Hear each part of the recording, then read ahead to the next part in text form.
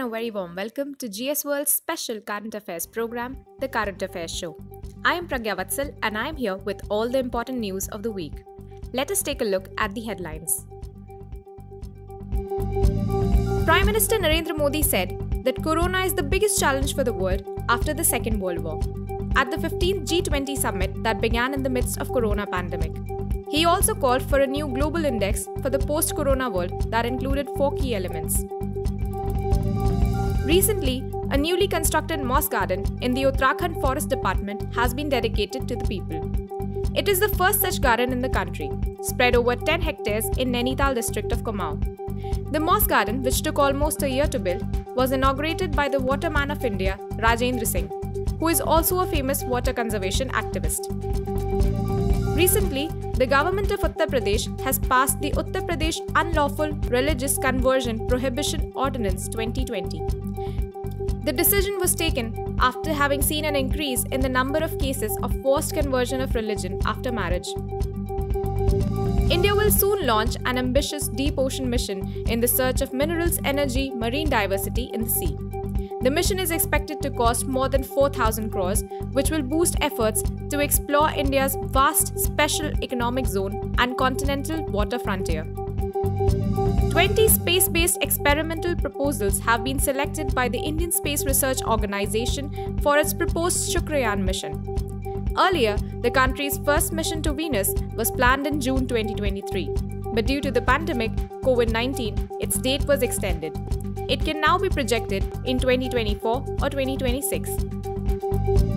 Recently, the low-pressure area over the Bay of Bengal has turned into a cyclonic storm. The Meteorological Department estimates that the storm will cross the Karaikal coast of Mamlapuram and Puducherry in Tamil Nadu on 25th November. The storm has been named Nevar.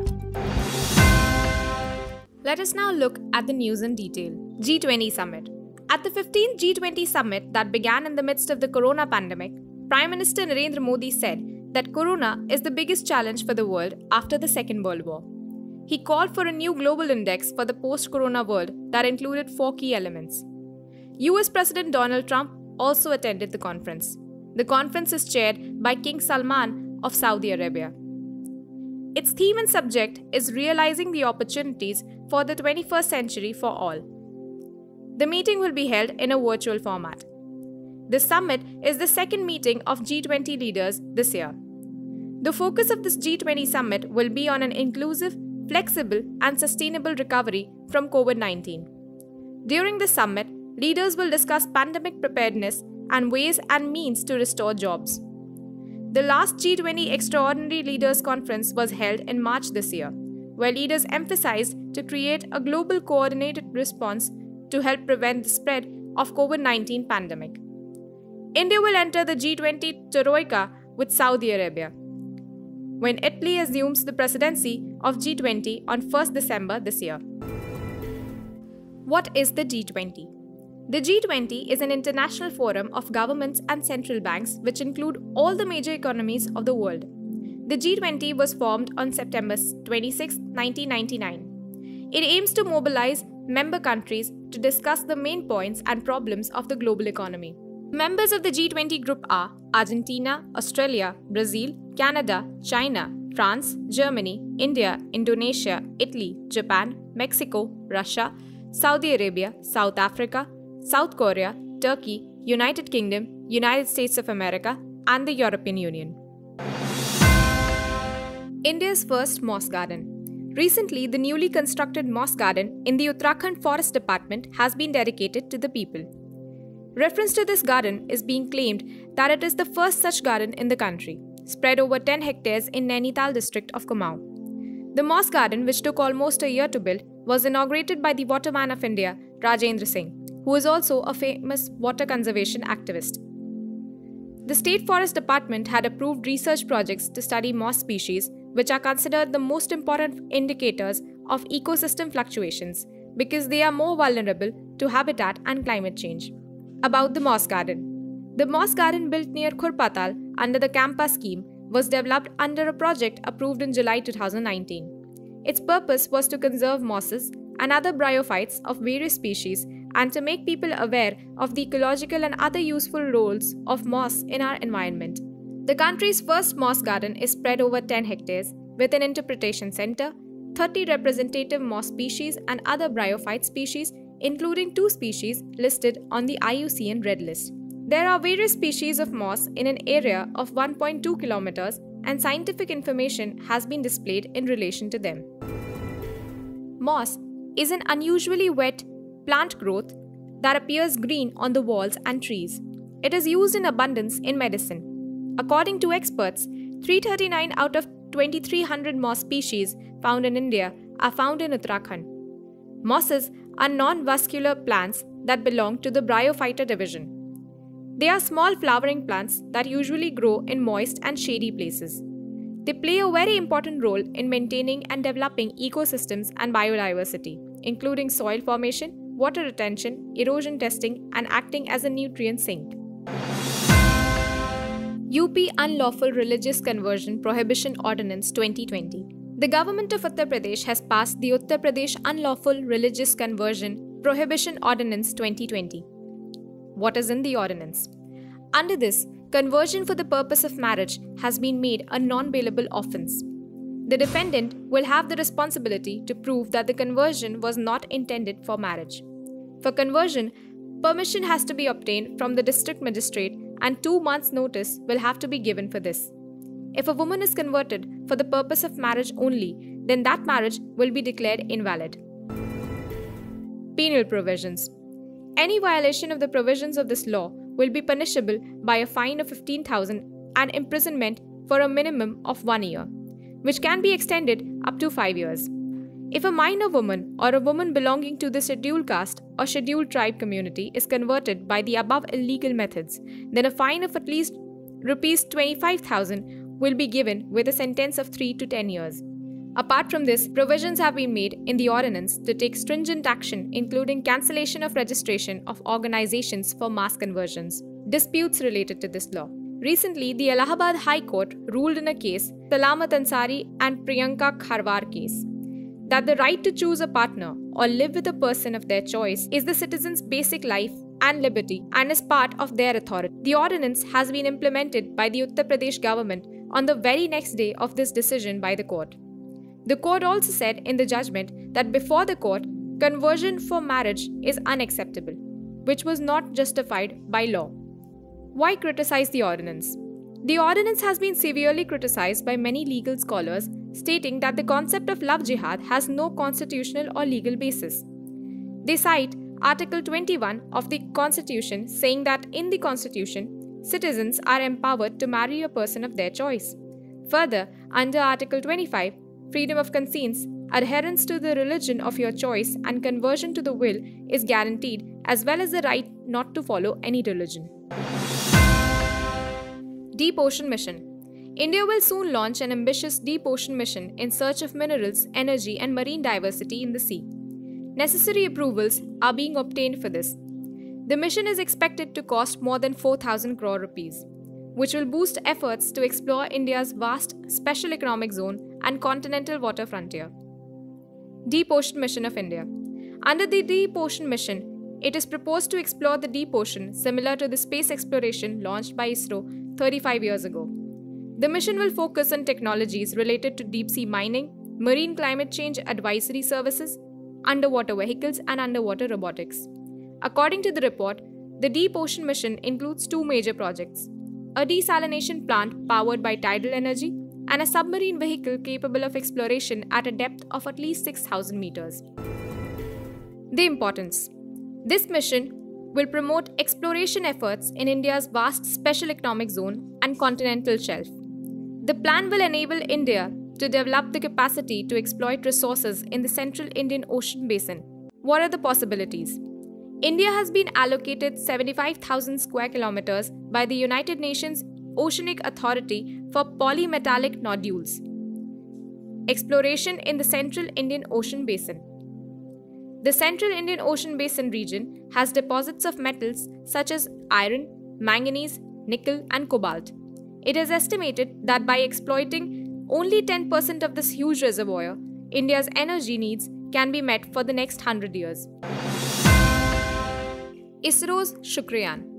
20 space-based experimental proposals have been selected by the Indian Space Research Organisation for its proposed Shukrayan mission. It is to be noted that the name Venus Orbiter Mission of India, Shukrayan, has also included the name of Sweden, which will leave the planet with its scientific equipment. Earlier, the country's first mission to Venus was planned in June 2023. But due to the pandemic COVID-19, its date has been extended. It can now be projected in 2024 or 2026. It is worth mentioning that the best opportunity to launch a mission on this planet comes every 19 months when the planet Venus is closest to the Earth. Venus is considered the twin sister of Earth due to similarities in size, density, and gravity. Both planets originated 4.5 billion years ago. Venus is about 30% closer to the Sun than the Earth. ISRO has selected 20 experimental space-based proposals, including France, for its proposed Shukrayan mission. Sources at ISRO headquarters in Bangalore said that Russia, France, Sweden, and Germany also have cooperation in it. ISRO announced new space-based experiments to study Venus, followed by proposals of Indian and international scientific instruments. Out of this, 20 proposals have been selected. What will it study? It will study the nature of charged particles coming out of the Sun in the atmosphere of the planet and how they behave. Under this mission, the planet Venus will be studied for 4 years. Study of Venus's design, rotation, surface development and natural greenhouse concept, superficial subsurface features and processes, over-rotation and evolution of the alveolar atmosphere, and solar radiation, solar wind attraction. The satellite is planned to be launched from GSLV Mark II rocket. Its proposed orbit is likely to be about 500 into 60,000 kilometers from Venus. This class will be reduced in a phased manner.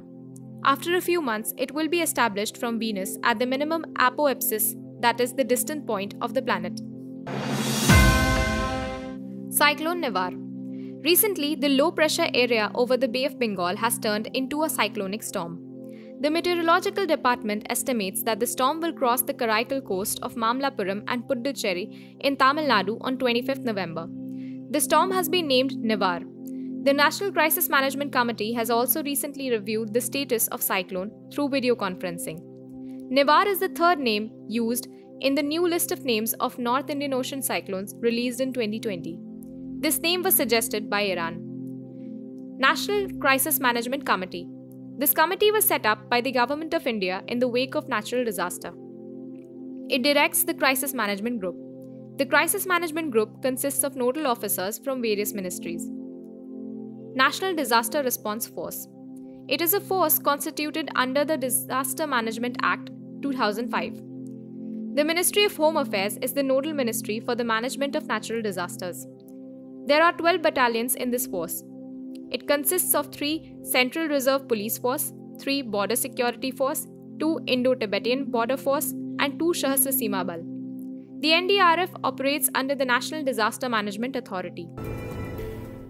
How is a cyclone named? In the year 2000, some countries formed a group called the Global Meteorological Department or the United Nations Economic and Social Commission for Asia and the Pacific.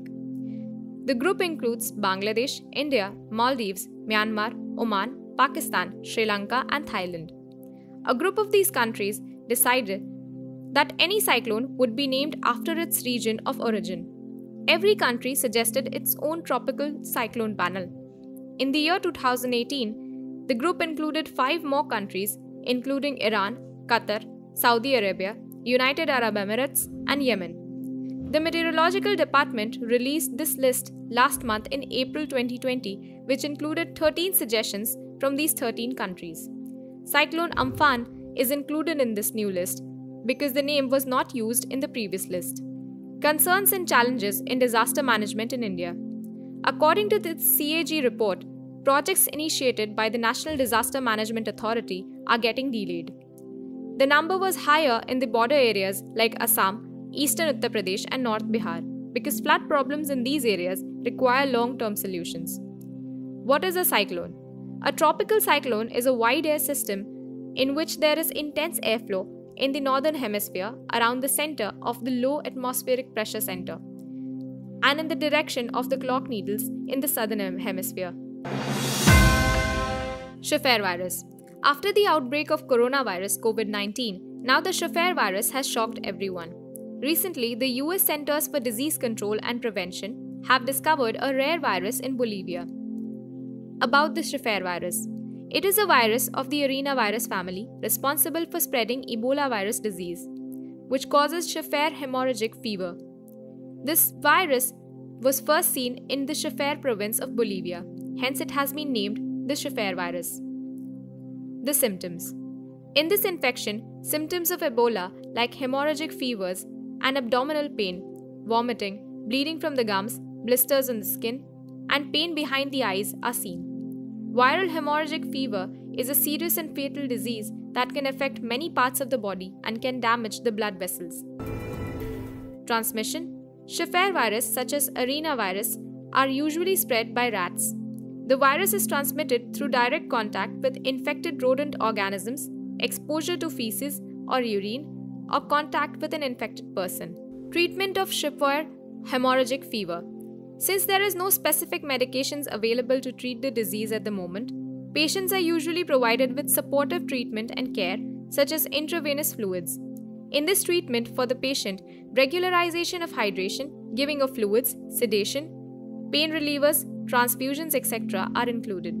Crisis caused by the virus. According to scientists, the Shaffer virus is more difficult to identify than coronavirus, as it does not spread through the respiratory tract. The Shaffer virus spreads only through direct contact with fluids. With this disease, family members and health workers who come in close contact with infected people are at highest risk of getting infected. For this, the disease is most commonly spread in tropical regions. It is at greatest risk of spreading the disease, particularly in parts of South America where small-eared pygmy rice rats are commonly found. Inner Line Permit.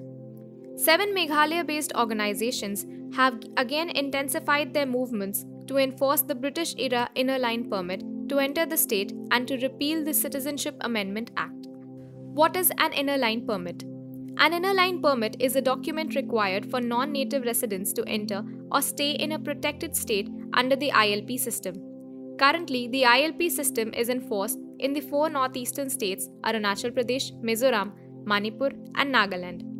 With the Inner Line Permit, the duration of stay and excursion area in the state for a non-native is determined.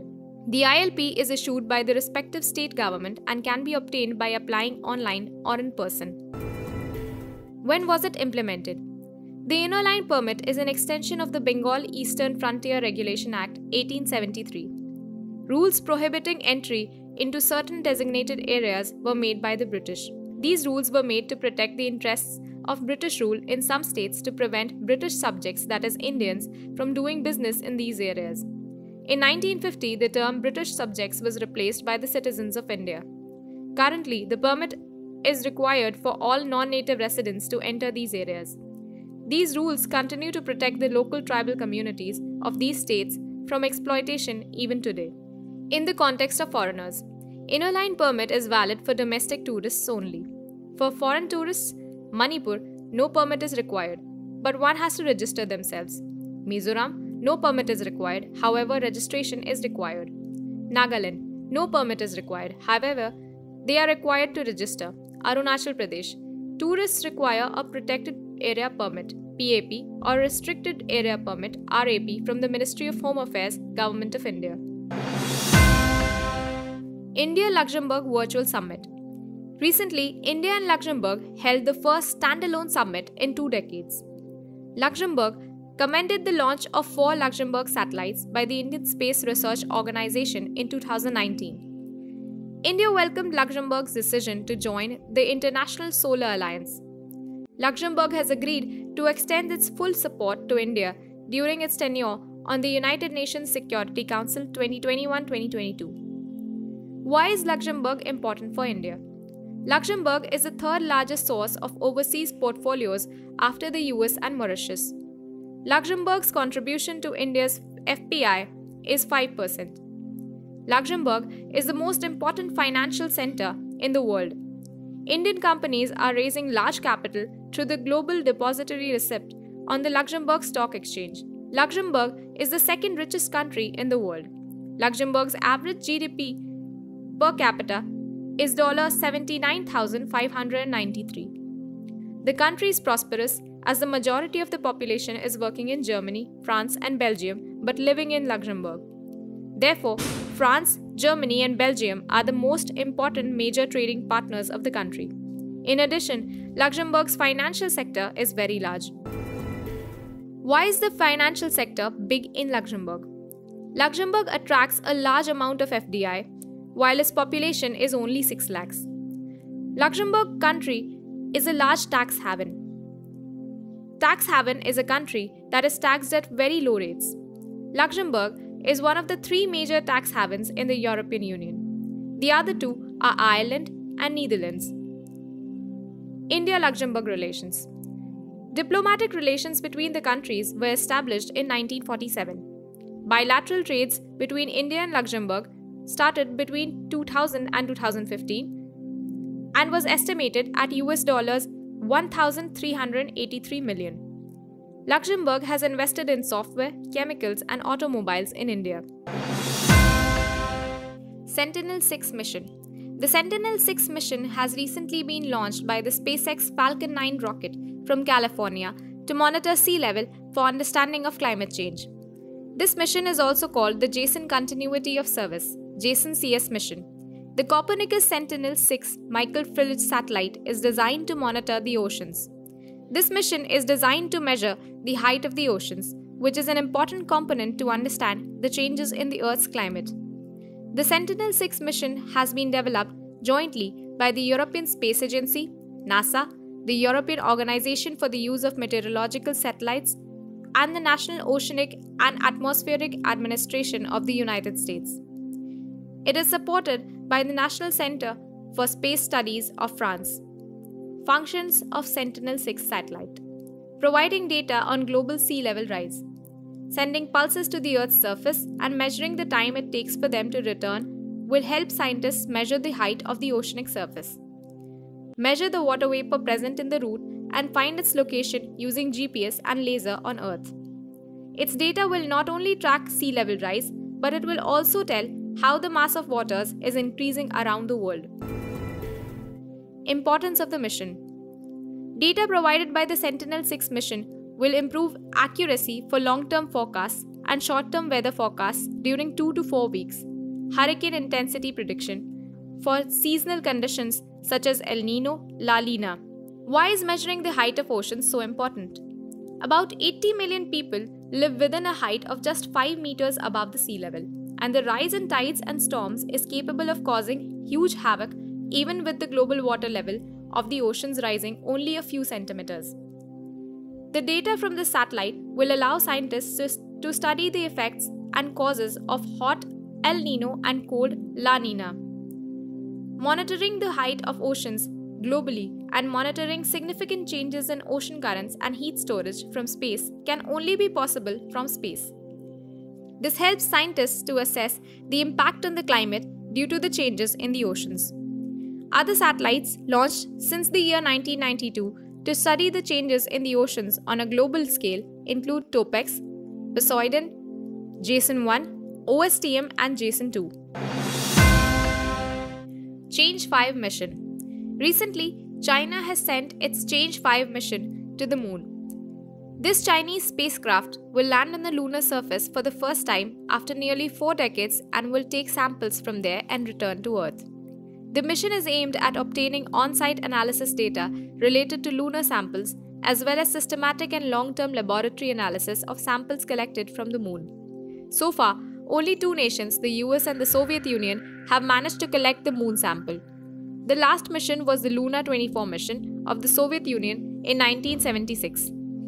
About this mission, the spacecraft Change-5 was launched on China's indigenous Long March 5 rocket from the Wenchang spacecraft launch site off the coast of the southern island province of Henan Province. This is China's first attempt to obtain samples from a mysterious place. China's spacecraft will collect samples on the moon and bring them along.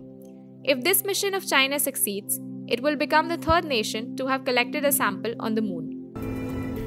Mark locations to collect samples. Change 5 probe, known as Oceanus Procellarum or Ocean of Storms, will collect 2 kilograms of superficial samples from the hitherto unexplored and vast lava-built plain. By Change 5 probe's mission, the following 4 events will be the first time in China's space history. This will be the first probe to fly from the lunar surface, the first probe to automatically collect samples from the lunar surface, unmanned probe for the first time on the lunar surface and docking in the lunar orbit, the first opportunity to return to Earth at escape velocity, including samples from the lunar surface.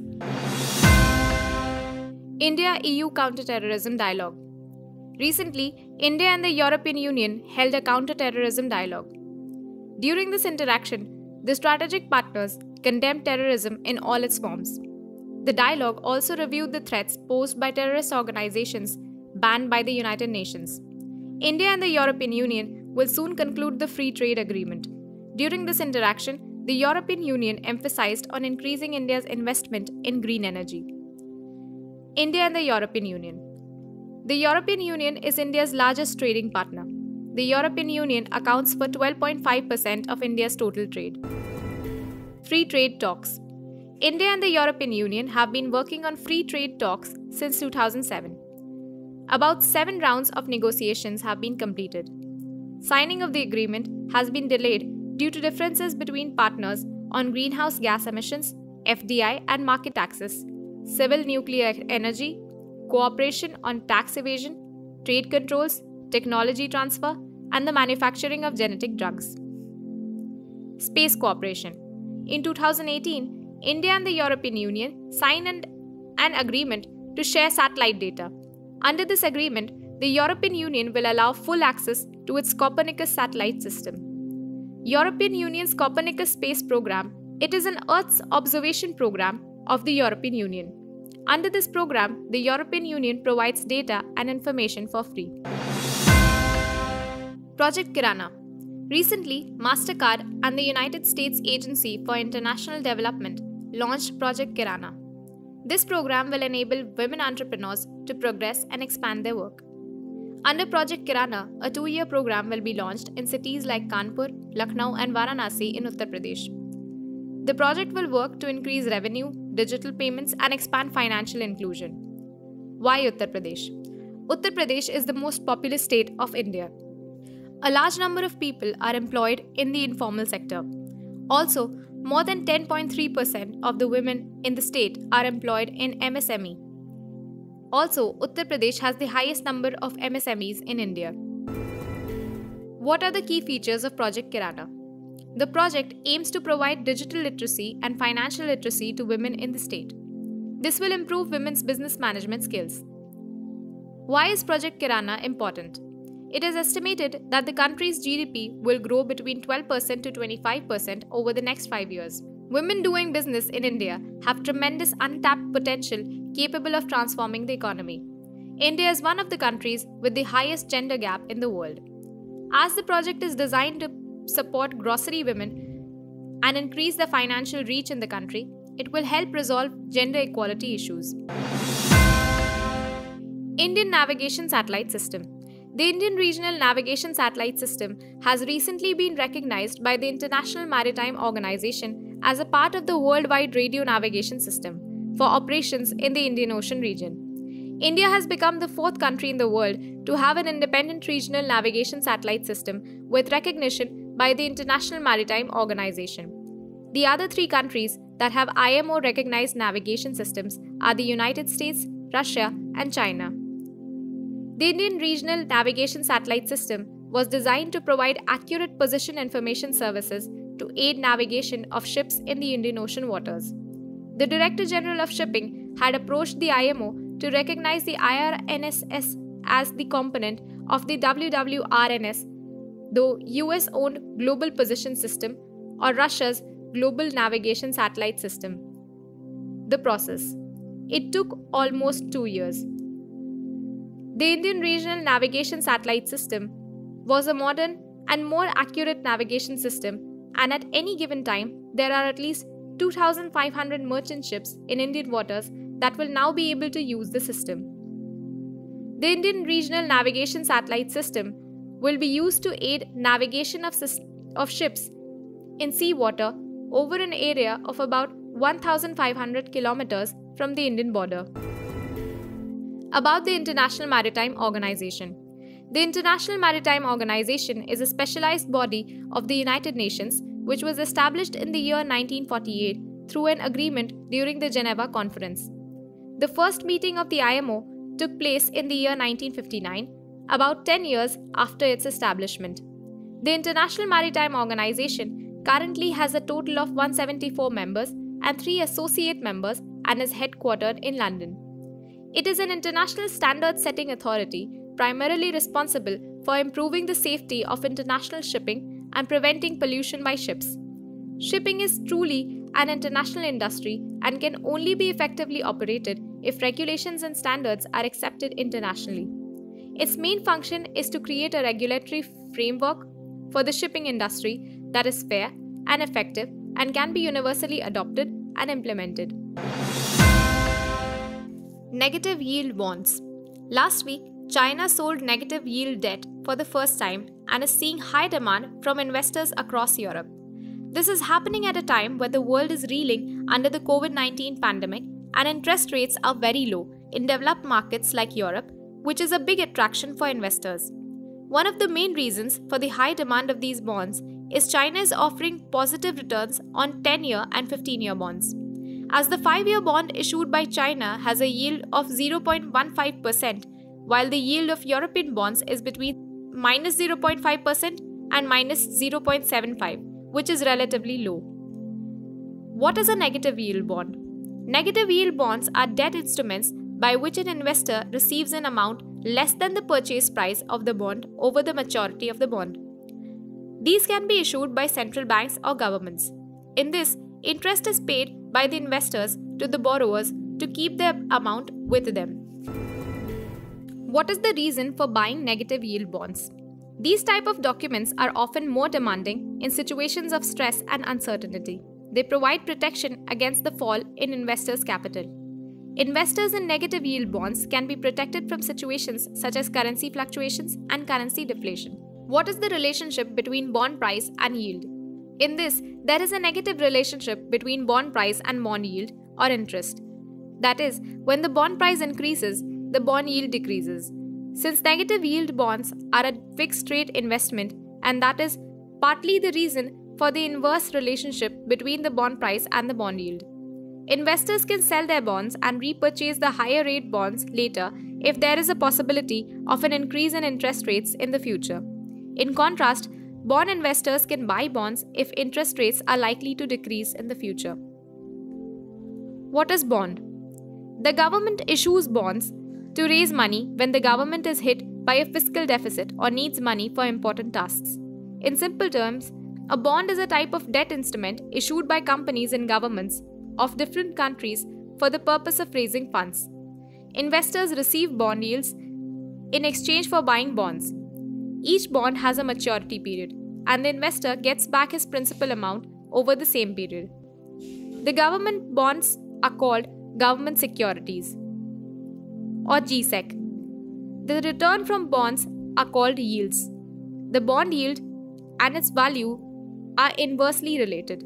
This means that as the bond price decreases, its yield increases. As the price of a bond increases, its yield decreases. India-Finland Agreement. Recently, India and Finland signed a Memorandum of Understanding in the field of biodiversity conservation and environmental protection.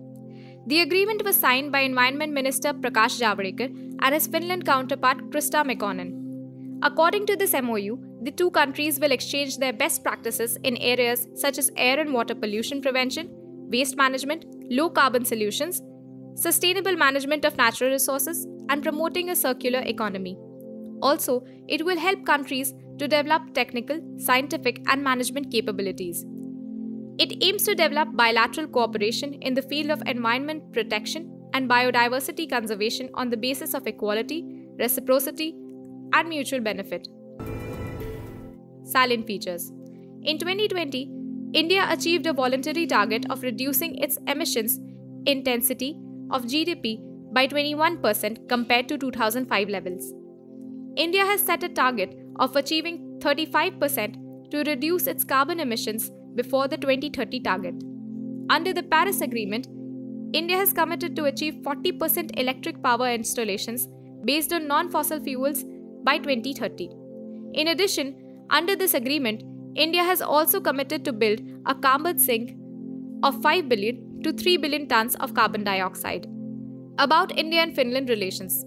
Diplomatic relations between India and Finland were established in 1949. Bilateral trade between India and Finland was $1.284 billion in 2016-17. India mainly exports mineral fuels, electronic goods, mineral oil, cotton, iron and steel, machinery and equipment. Finland mainly exports nuclear reactors, wood pulp, boilers, etc. to India. India-Finland in nuclear power. In 2014, India and Finland signed 19 agreements. Of these, the countries also signed an agreement on nuclear power. Under the agreement, the two countries had agreed to share nuclear radiation, installation, and nuclear safety. It also includes radioactive waste management.